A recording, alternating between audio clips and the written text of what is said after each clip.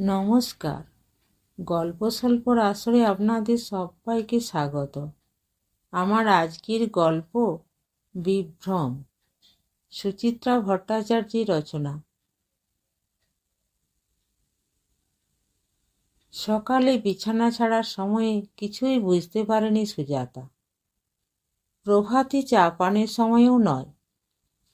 বছরখানেক হলো দিল্লিতে ছেলের বইয়ের সংসারে তারা পাকাপাকিভাবে চলে এসেছে স্বামী স্ত্রী। এখন সুজাতার না নড়ে বসলেও চলে। তবু নিজেদের জন্য দিনের প্রথম চাটা সুজাতা এখনো সহজেই বানায়। কাপ ডিশ হাতে নিয়ে তখনই কেমন যেন বেভুল চোখে তাকিয়েছিল অতীশ। সুজাতা তখন প্রাতঃভ্রমণে বেরোনোর তাড়া। ব্যাপারটা সেভাবে খেয়ালও করেনি, আমলও দেয়নি।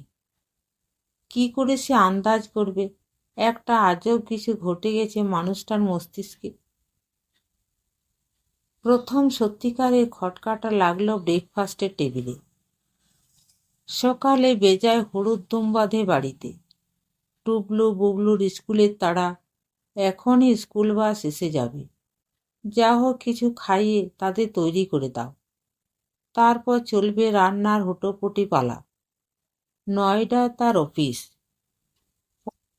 পটগড়গঞ্জের এই ফ্ল্যাট থেকে খুব একটা দূরেও নয়।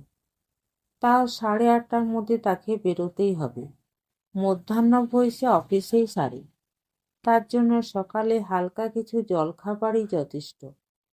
তবু তারও তো একটা হ্যাপা আছে। বিদিশা ঝড়ের গতিতে একা হাতেই সারে সব। নিচ থেকে হাঁটার পাড় চুকিয়ে এসে সুজাতা তাকে সাহায্য করে টুকিটাকি। পাউরুটি টোস্ট করে দিল, মার্জারিন মাখালো, টিফিন গুছিয়ে দিল দুই নাতির। এরপর তো বিদিশা পড়বে নিজেকে নিয়ে। কাছেই তার স্কুল, লক্ষ্মীনগরে। ঝটপট স্নান সারছে। রান্নাবান্না করাই থাকে। ফ্রিজ থেকে বার করে মাইক্রোওয়েভ ওভেনে গরম করে ফেলল। পোশাক পরছে, প্রসাধন সারছে। তাকে আর উদ্ব্যস্ত করতে চায় না বলেই তার আর অতীশের প্রাতরাশটা নিজেই করে ফেলে সুজাতা। কোনোদিন রুটি সবজি, কোনোদিন ঘরোয়া ধোসা। আজ ছিল সিধাসাদা মেনু। টোস্ট আর অমলেট, সঙ্গে কলা। সিঙ্গাপুরি কলাটা হাতে নিয়ে ঝুম হয়ে বসেছিল অতীশ। সুজাতায় তাড়া লাগালো। কি হলো? ছাড়াও, খাও। অতীশ যেন একটু নড়ে গেল।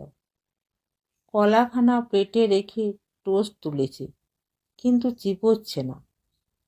সুজাতা ভ্রু কুঁচকে বলল, কি ভাবছো বলো তো? হ্যাঁ? একবার সুজাতার পানে তাকালো অতীশ। দৃষ্টিটা ভারী অদ্ভুত। দেখছে আবার যেন দেখছে না। হঠাৎই বিড়বিড় করে বলল, তুমি কে? মানে? তোমাকে তো ঠিক চিনতে।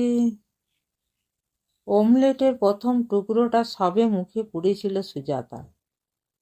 অতীশের কথায় প্রায় বিষম খাওয়ার জোগাড়।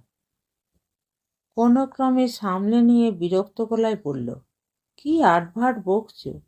রাতারাতি চোখে ছানি পড়ল নাকি?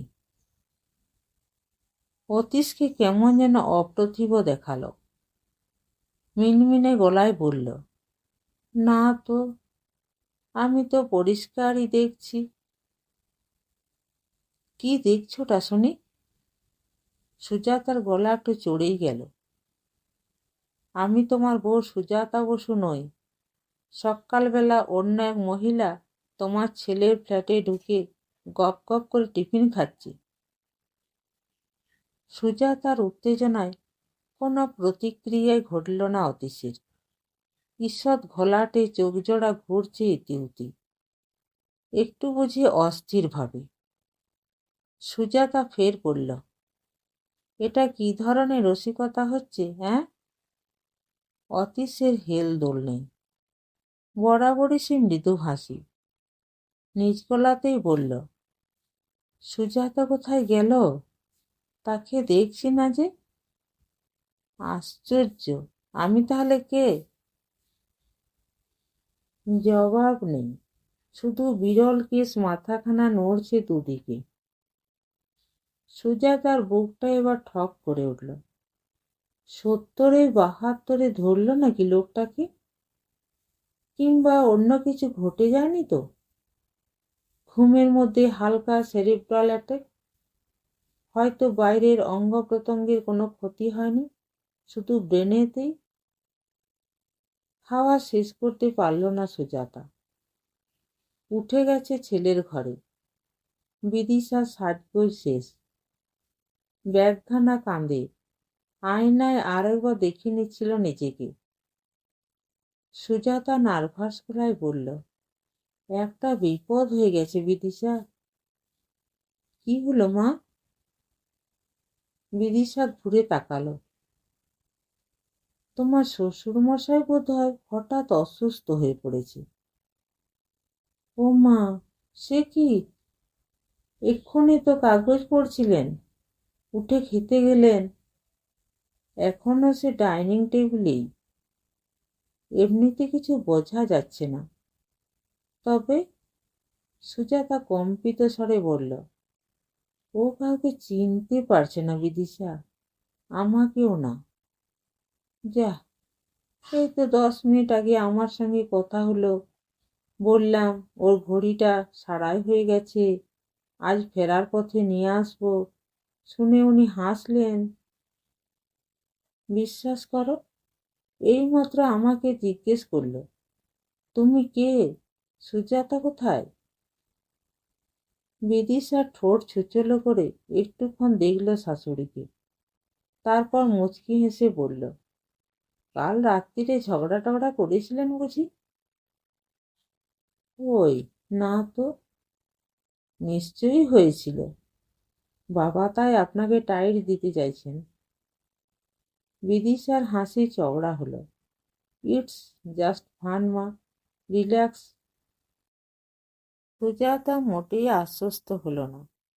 তার সঙ্গে সত্যি তো তেমন বাদবিতণ্ডা হয়নি অতীশের। কবেই বা রোজ তর্কাতর্কি হয় তাদের মধ্যে। সুজাতা মেজাজ হারায়, অতীশ কখনো না। বরং মনঃপূত না হলে নিঃশব্দে চেপে যায় প্রসঙ্গটা। সেভাবে দেখলে কাল রাতে একটা মৃদু মন কষাকষি হয়েছিল বটে। কিছুদিন ধরে কি যে বায় চেপেছে অতীশের। মাঝে মাঝেই বলছে, চলো আবার কলকাতা ফিরে যায়। কাল ফের শোয়ার সময় ঘ্যান ঘ্যান করছিল ওই ব্যাপার নিয়ে। কলকাতায় কোন বন্ধুকে যেন ফোন করেছিল। সে যাদবপুরে একটা ছোট্ট ফ্ল্যাটের সন্ধান দিয়েছে। দাম খুব একটা বেশি পড়বে না, মোটামুটি আয়ত্তের মধ্যে। সুজাতা হজম করতে পারেনি, তেড়ে ফুঁড়েই বলেছিল, এখানে তোমার অসুবিধাটা কি হচ্ছে শুনি? যত্নার্থীর অভাব ঘটছে? ছেলের বউ কখনো তোমার সঙ্গে খারাপ ব্যবহার করে? তা নয়, তবু। তবু নিয়ে তুমি থাকো। ছেলে নাতি সব এখানে, কলকাতায় আমি ফের যাব কিসের জন্যে? হ্যাঁ, অত যদি যাওয়ার সাজ জাগে তো তুমি একা যাও, আমি নড়ছি না। আর টুর শব্দটি করেনি অতীশ। ঘরের লাগোয়া বেলকনিটায় গিয়ে দাঁড়িয়ে রইল কিছুক্ষণ, তারপর এসে শুয়েও পড়ল বিছানায়। নিশ্চয়ই ওই তুচ্ছ চোটপাটটুকুর প্রতিশোধ নেওয়ার জন্য অতীশ এরকম নাটক জোড়েনি। সুজাতা থরথর গলায় বলল, না গো বিদিশা, সত্যিও মজা করছে না। তুমি এসো, দেখো। শাশুড়ির পিছু পিছু বিদিশা ডাইনিং স্পেসে হাজির। আহারে ব্যস্ত ছিল অতীশ। পায়ের শব্দ পেয়ে চোখ তুলেছে। স্মিত মুখে বিদিশাকে বলল, স্কুলে বেরোচ্ছ? হ্যাঁ বাবা, 9:30 তো বাজে। অপাঙ্গে শাশুড়িকে দেখে নিয়ে ঠোঁট টিপে হাসল বিদিশা। আপনি নাকি মাকে চিনতে চাইছেন না? কোথায় তোমার শাশুড়ি? বিদিশা আঙ্গুল দিয়ে সুজাতাকে দেখালো। ইনি কে? ওকে তো ওকে তো অতীশের মুখখানা করুণ হয়ে গেল। আমি জানি না গো, হবে কেউ একজন। কি বলছেন বাবা? ইনি রানার মা নন? টুবলু বুবলু ঠাম্মা নন? কি জানি, তবে সুজাতা নয়। কপাল কুঁচকে অতীশকে আর একটু দেখে নিয়ে শাশুড়ির হাত ধরে টানল বিদিশা। দরজার কাছে নিয়ে গিয়ে চাপা স্বরে বলল, আমি বুঝে গেছি মা, বাবার কিছু হয়নি। কোনো কারণে বাবা আপনার ওপর খুব রেগে আছেন। আর ঘাঁটাবেন না, সামলে সামলে ম্যানেজ করে নিন। বলে কোনো ক্রমে হাসি চেপে সুজাতা হতবুদ্ধির মতো দাঁড়িয়ে, ক্ষণপূর্বের উদ্বেগ ছাপিয়ে দপদপ করছে মাথা। গোমড়া মুখে এলো অতীশের সামনে, ভার গলায় বলল, ছেলের বইয়ের কাছে আমায় হেঁটা না করলে চলছিল না? কাল তোমায় কি এমন খারাপ কথা বলা হয়েছিল?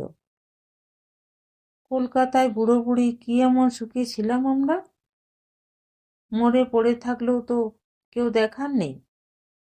বোন ভগ্নিপতি, ভাগ্নে ভাগ্নি, কারোরই তো টিকি পাওয়া যায় না। সব মায়ার বাঁধন কাটিয়ে একবার যখন চলে এসেছি, আবার কেন যাব সেখানে?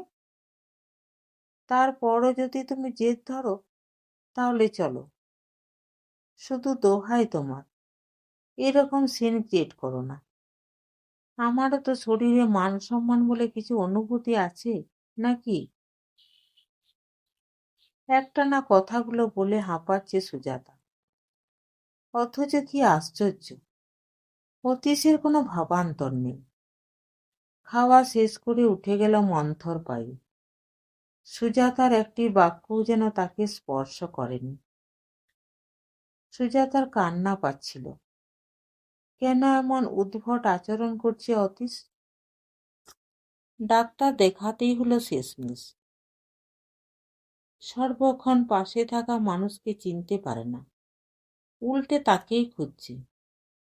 অথচ অন্য সব ব্যাপারে মোটামুটি স্বাভাবিক। টানা 3 দিন ধরে এমনটা চললে বিষয়টা তো আর হাসি ঠাট্টার পর্যায়ে থাকে না।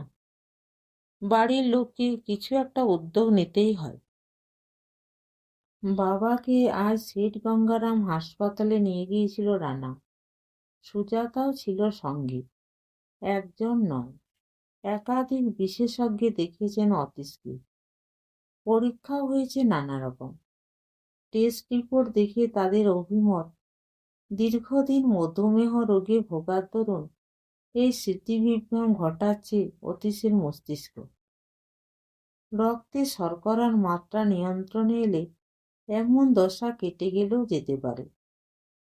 তবে সুগারের ট্যাবলেট আর চলবে না, তাকে নিতে হবে ইনসুলিন। স্মৃতিশক্তি ফিরিয়ে আনার জন্য মনোবিদও দিয়েছেন ওষুধপত্র, সঙ্গে পরামর্শ অবিরাম নজরদারি। ব্রেন সেল যাতে আর কোনোভাবে নষ্ট না হয়, সেদিকে খেয়াল রাখতেই হবে। বাইরের ঘরের সোফায় ঘাড় জুড়িয়ে বসেছিল সুজাতা। আছে রানা বিদিশা, তাদেরও মুখ থমথমে। একটু আগে চুকিয়েছেন ঐশাহা। অতি শুয়ে পড়েছে। ওষুধের ক্রিয়ার সে এখন গাঢ় ঘুমে। নীরবতা ভেঙে বিদিশা বলে উঠল, আমরা এত টেনশন করছি কেন? এটা তো একটা অসুখ। ডায়াগনোসিস হয়েছে, ট্রিটমেন্ট শুরু হলো, বাবা রিকভারও করে যাবেন। আমারও তাই ধারণা। ডায়াবেটিক, ডিমেনশিয়া এমন কিছু দুরারোগ্য ব্যাধি নয়, হয়তো একটু সময় লাগবে, এই যা। যেন মা বিদিশাকে নয়, নিজেকেও বোঝাচ্ছে এমন সুরে রানা আওড়ালো কথাটা। সুজাতার পিঠে হাত রেখে বলল, তোমার দায়িত্ব কিন্তু এখন আরো বেড়ে গেল মা। সুজাতা শুকনো চোখে তাকালো। আপনা আপনি শ্বাস পড়ল একটা। রানার গলা আরো নরম হলো। আমরা তো সারাদিন থাকি না, তোমাকে দেখতে হবে ওষুধগুলো যেন ঠিক ঠিক সময়ে পড়ে। শুনলে তো ডাক্তার কি বলল? মেডিসিনের গন্ডগোল হলে ডিমেনশিয়া বেড়েও যেতে পারে। এখন শুধু তোমায় চিনতে পারছে না, ফার্দার ব্রেন সেল ড্যামেজ হলে হয়তো আমাদের কারোকে রেকগনাইজ করতে পারবে না। মাকে এত নার্ভাস করে দিচ্ছ কেন? এখনো কি বাবা কম ওষুধ খান? হার্ট অ্যাটাকের পর বাবার যখন অ্যাঞ্জিওপ্লাস্টি হলো তখন থেকে মাই তো সব দেখাশোনা করছেন। সে তো বটেই, একা মার ওপর বেশি স্ট্রেন যাচ্ছিল বলেই না দুজনকে দিল্লি চলে আসতে বললাম। রানা সোফায় হেলান দিল। এখানে তো বাবার কোনো ঝুটঝামেলা নেই, মেন্টাল প্রেশার নেই, তবু যে কেন বাবার সুগারটা তো বেড়ে গেল। কিন্তু গা ফেলতি তো হয়েইছে, রেগুলার চেক আপ হয়নি, সুগার মাপা হয়নি। এককালে হার্ট অ্যাটাক হওয়া মানুষটাকে ধরিয়ে নিয়েছিলাম 100% ফিট। উদ্বিগ্ন মুখে অতীশকে নিয়ে আলোচনা করছি রানা বিদিশা। তবে সুজাতার আর শুনতে ভালো লাগছিল না। দুজনের কথার মাঝে বলে উঠল, আমি এবার যাই রে, ঘুম ঘুম পাচ্ছে। হ্যাঁ হ্যাঁ, শুয়ে পড়ো, তোমারও তো আজ খুব ধকল গেছে। রানা তাড়াতাড়ি ঘাড় নাড়ছে। তবে একটা কথা, আপাতত একটা লোককে আমি ফিট করেছি, কাল থেকে রেগুলার এসে ইনসুলিন পুশ করে যাবে। তাকে দেখে দেখে তুমি ইনজেকশন দেওয়াটা শিখে নাও, কিছু কঠিন নয়, মা পারবেন। সুজাতা মলিন হাসল। এ জীবনে কত কিছুই তো পেরেছি, পেশাদার নার্সের ভূমিকাটাই বার বাকি থাকে কেন? ড্রয়িং হল ছেড়ে আস্তে আস্তে ঘরে এলো সুজাতা। বসল বিছানায়, দেখছে অতীশকে ডান পাশ ফিরে শুয়ে, যেমন শোয়। রাতবাতি সবজেটে আলোয় মুখখানা কেমন আবছা আবছা। একটা শ্বাস ফেলল সুজাতা। 44 বছর ঘর করার পরেও ওই মুখ যেন আবছায় রয়ে গেল, কি আলোয় কি আঁধারে। না হলে ডাক্তারদের মতামত সকর্ণে শোনার পরেও কেন যে সুজাতার প্রতীতি জন্মাচ্ছে না? অতীতের স্মৃতিবিভ্রম কি নিতান্তই এক অসুখ? যে অবয়বটিকে অতীশের সবচেয়ে আপন ভাবার কথা তাকে সে ভুলে গেল বেমালুম। এ কি শুধুই বিস্মরণ, নাকি এক ধরনের মানসিক প্রত্যাখ্যান?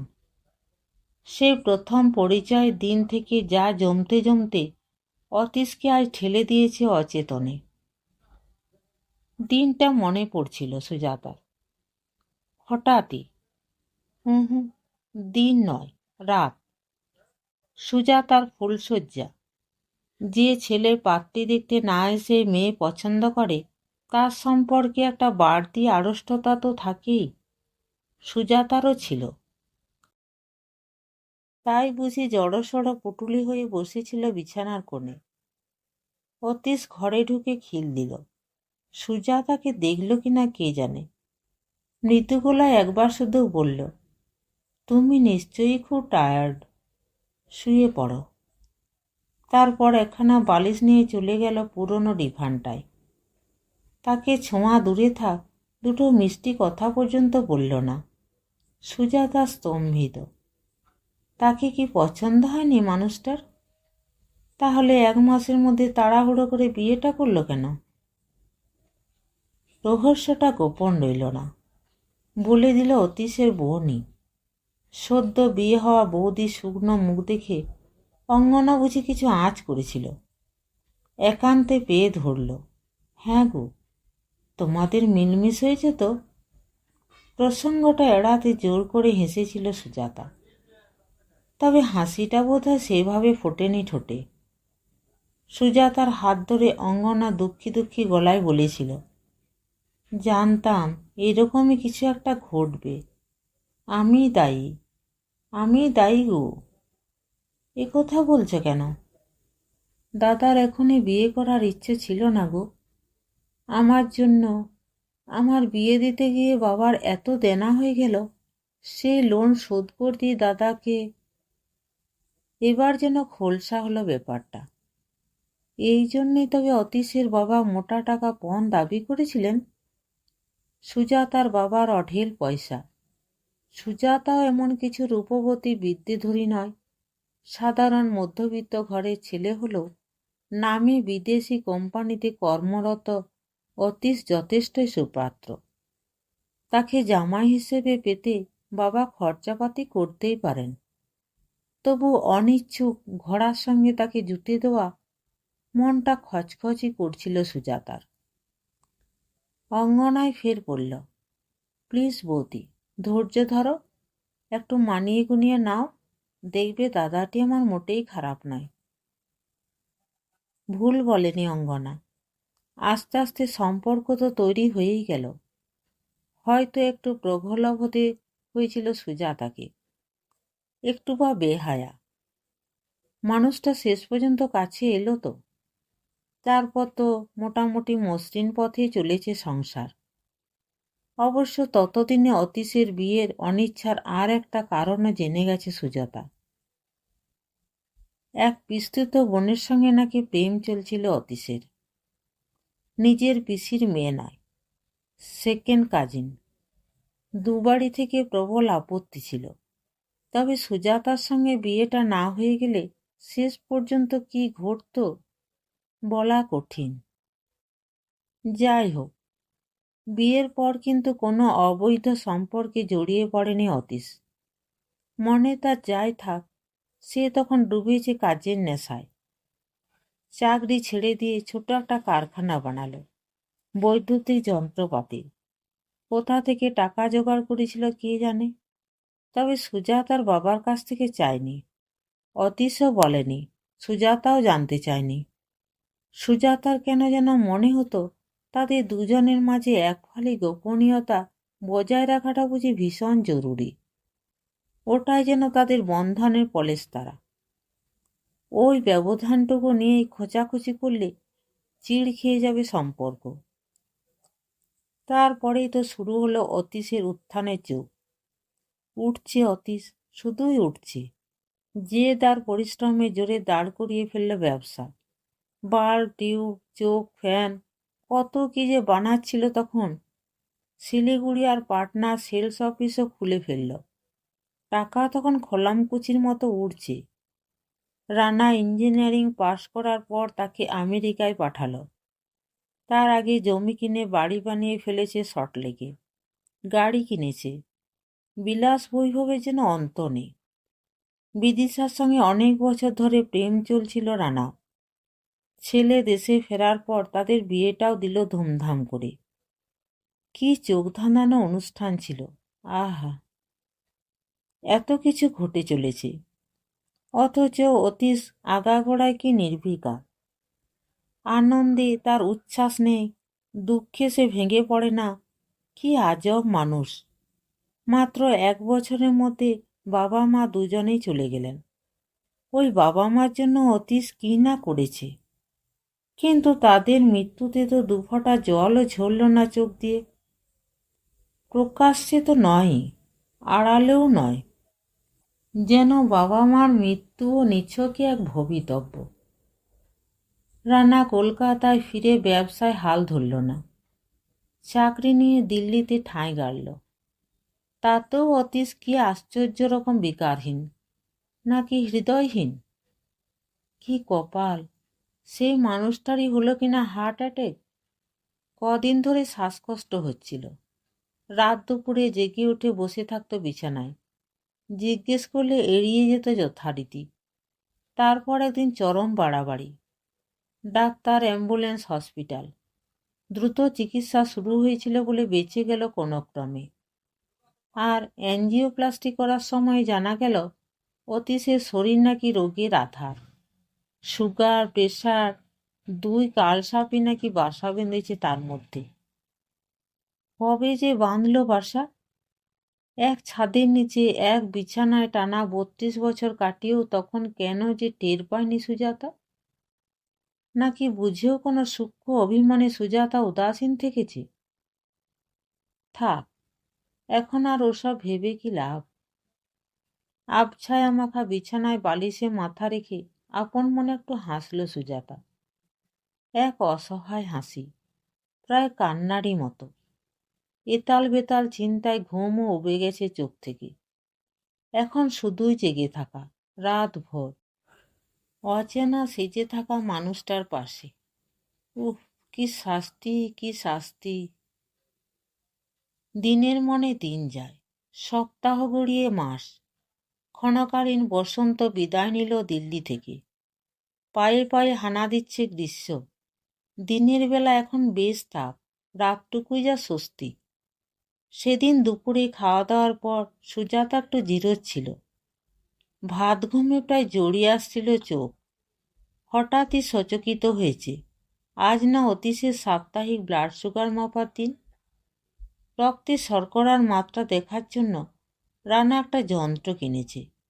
ব্যবহার প্রণালী খুবই সহজ, শিখে নিয়েছে সুজাতা।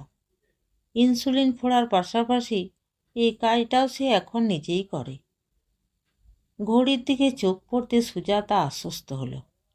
না, খাওয়া শেষ হওয়ার পর এখনো 2 ঘন্টা হয়নি, মিনিট 5 বাকি। তাড়াতাড়ি সাজ সরঞ্জাম গুছিয়ে সুজাতা ড্রয়িং হলে এলো।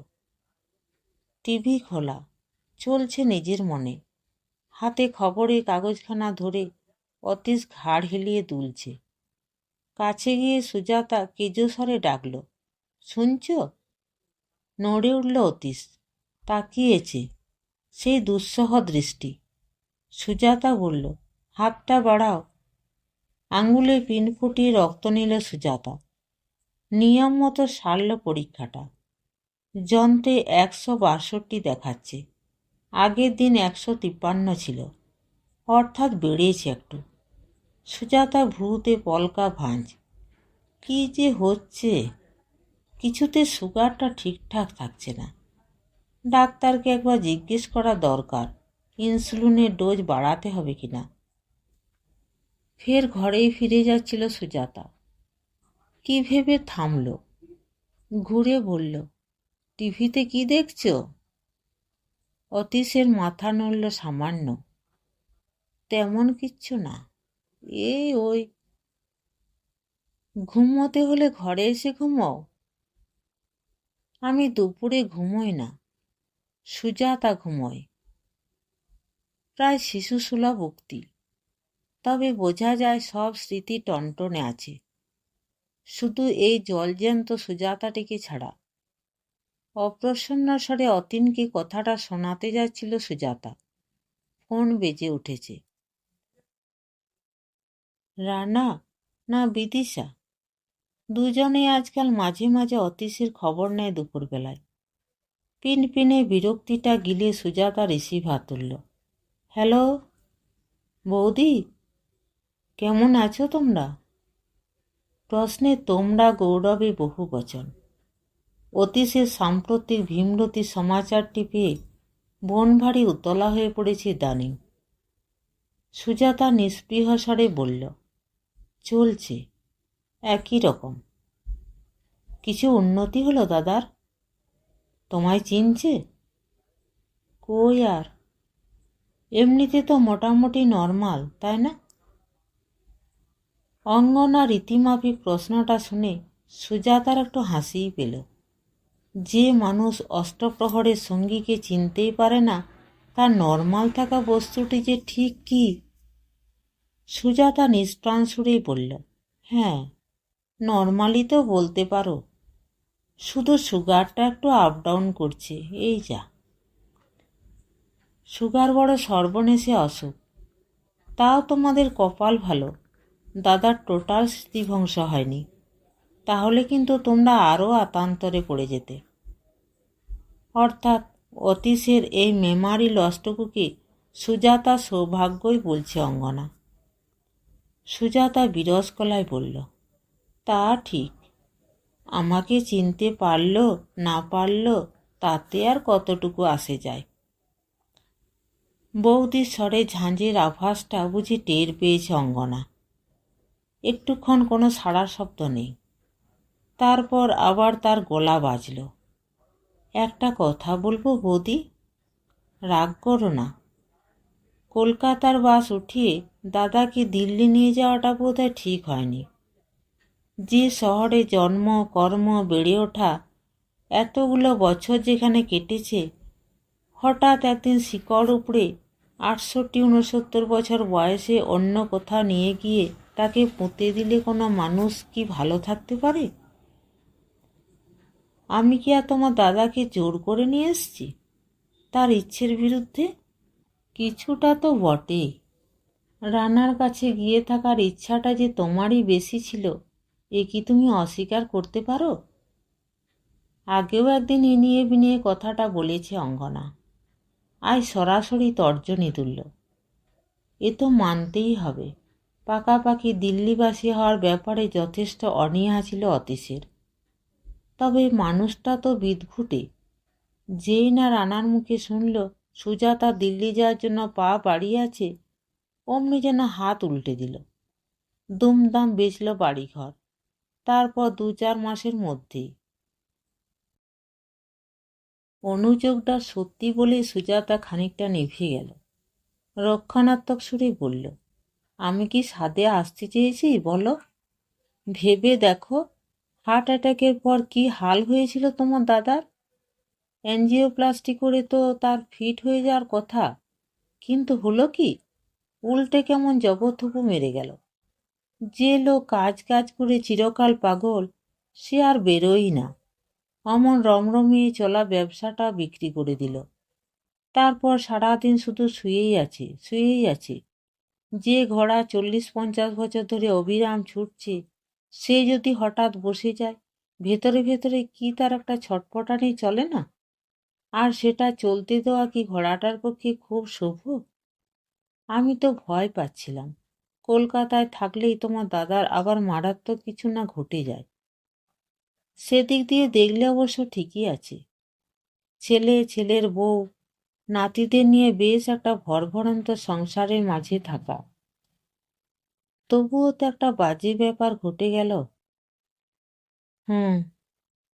একটা রিকোয়েস্ট করব। দাদা তো অথর্ব হয়ে পড়েনি, দাদাকে একবার কলকাতায় ঘুরিয়ে নিয়ে যাও না।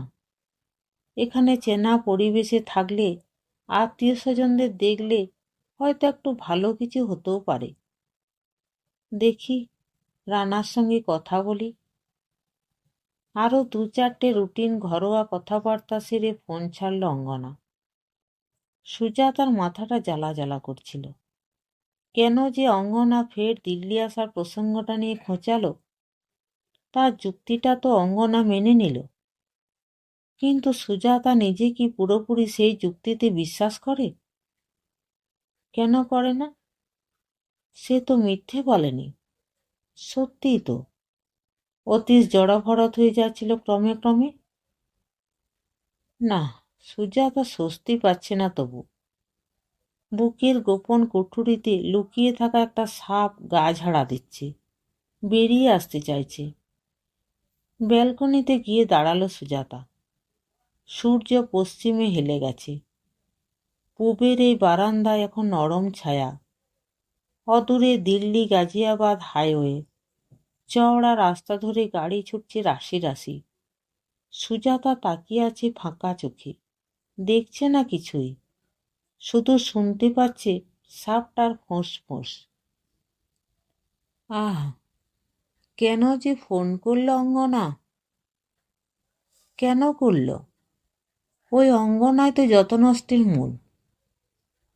সে কোন কালে যে সাপটাকে ঢুকিয়ে দিয়েছিল সুজাতার বুকের গভীরে। কি প্রয়োজন ছিল গল্পর ছেলে দাদার প্রেম কাহিনী বৌদিকে শুনিয়ে দেওয়ার? তারপর থেকে সারা জীবন সুজাতা সুস্থির হতে পারল কই? যদিও সুজাতা ভালো মতোই জানে মঞ্জুলা নামে সে বিস্তৃত বোনটির সঙ্গে বিয়ের পর আর কণামাত্র সম্পর্ক রাখেনি অতীশ। সত্যি বলতে কি, মঞ্জুলা ছায়াও মাড়ায়নি আর। মঞ্জুলার বিয়েতে বাড়িসুদ্ধ সবাই গেল, একমাত্র অতীশ ছাড়া। হয়তো সচেতনভাবেই এড়াতে চেয়েছে, কিংবা সত্যিই কোনো জরুরি কাজ ছিল সেদিন। কিন্তু অতীশের ওই না যাওয়াটাই যেন গোপন বিরহে চিহ্ন হয়ে টোকা দিতে লাগলো সুজাতাকে। মঞ্জুলাকে স্বচক্ষে দেখে জ্বলুনি আরও বেড়ে গেল যেন। আহা, কি রাজেন্দ্রাণীর মতো রূপ! তুলনায় সুজাতা তো নেহাতি খেঁদিপেছি। অমন সুন্দরীর আসনে কখনো কি সুজাতাকে বসাতে পারবে অতীশ? তারপর তো কত যুগ কেটে গেল, অজস্র চড়াই উতরাই ভাঙল অতীশ আর সুজাতা। ওদিকে ডাক্তার বরের হাত ধরে কবে বিদেশ পাড়ি দিয়েছে মঞ্জুলা। 20-22 বছর পর আবার মঞ্জুলারা ফিরল বটে, তবে তাদের সঙ্গে কোনোভাবেই আর যোগাযোগ হয়নি, হওয়ার সম্ভাবনাও ছিল না। তারা আছে তাদের মতো, সুজাতারা আছে সুজাতাদের মতো। তবু সাপটা কিন্তু রয়েই গেল, অতিশে নিরাবেগ ব্যবহারে, নিরুত্তাপ মিলনে, তার উদয়াস্ত পরিশ্রমের আড়ালে আবডালে।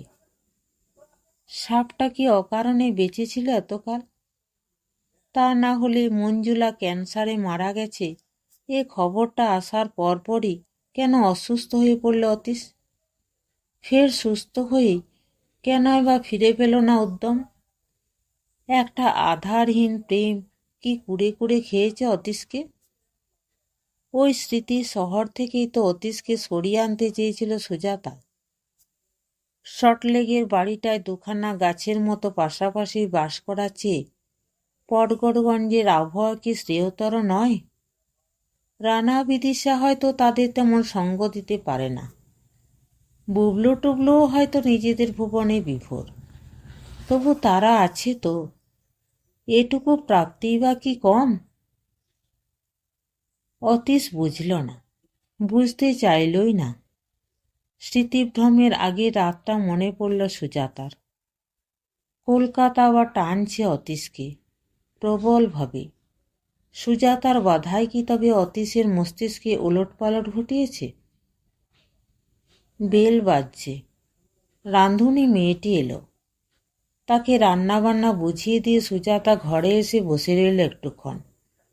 ভাঁজ পড়ছে ভুরুতে, মিলিয়েও যাচ্ছে।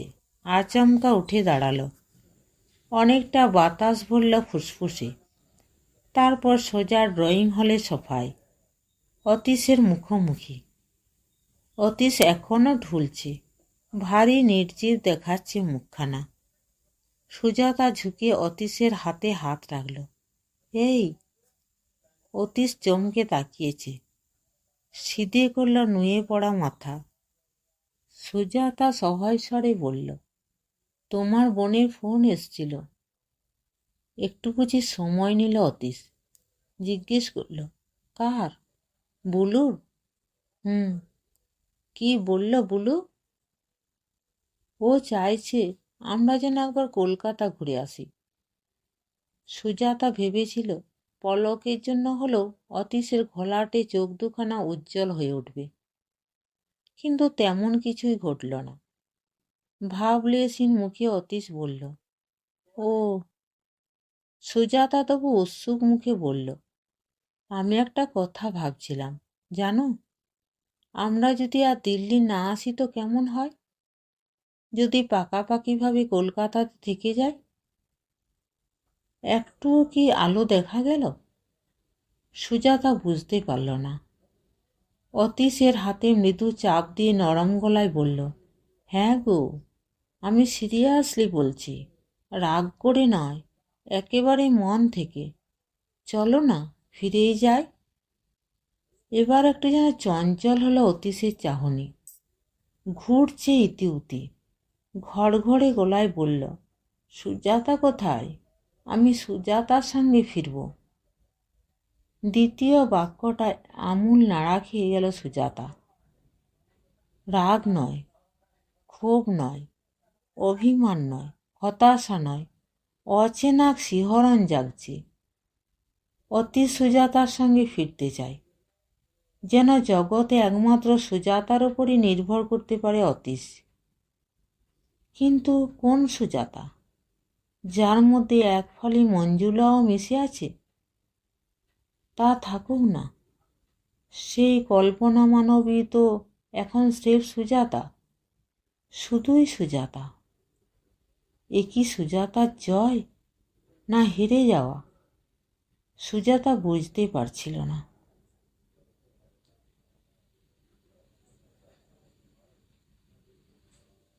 নমস্কার।